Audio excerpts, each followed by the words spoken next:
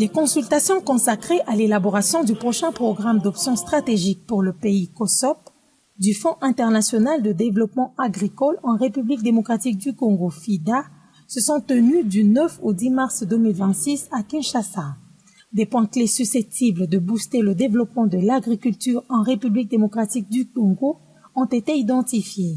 C'est une de nos priorités d'ailleurs, donc on doit s'assurer que tous les projets du FIDA vont prendre en considération les changements climatiques, vont s'adapter en fait à la question des changements climatiques. Donc quand on va sur le terrain, on fait différentes analyses de voir quel est l'impact direct des changements climatiques. Concrètement, ça peut être par exemple des pluies accrues qui vont drainer les sols. Donc comment est-ce qu'on peut aider la rétention des sols? Comment est-ce qu'on peut s'assurer que les sols sont toujours fertiles? Les parties prenantes ont réfléchi sur l'éradication de l'insuffisance alimentaire au pays.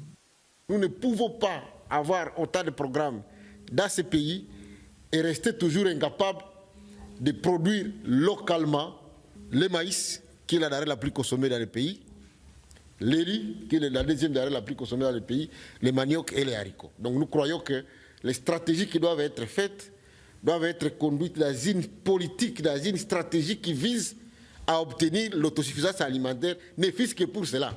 L'État congolais occupe une position pivotale, mais un écart est constaté entre des ambitions fortes et une exécution limitée sur le terrain.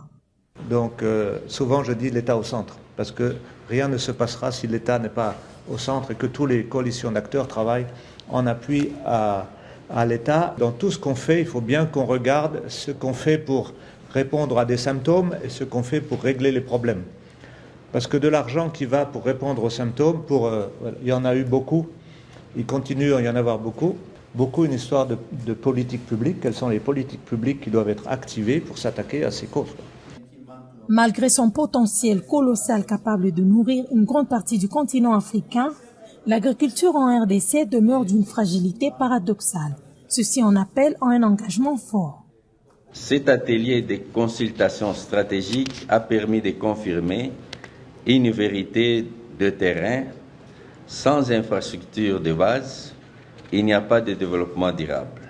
C'est pourquoi, pour la période 2027-2032, notre stratégie avec le FIDA doit notamment mettre un accent particulier sur le désenclavement des zones rurales par la réhabilitation des pistes de dessert agricoles pour que les produits de récolte ne pourrissent plus sur place.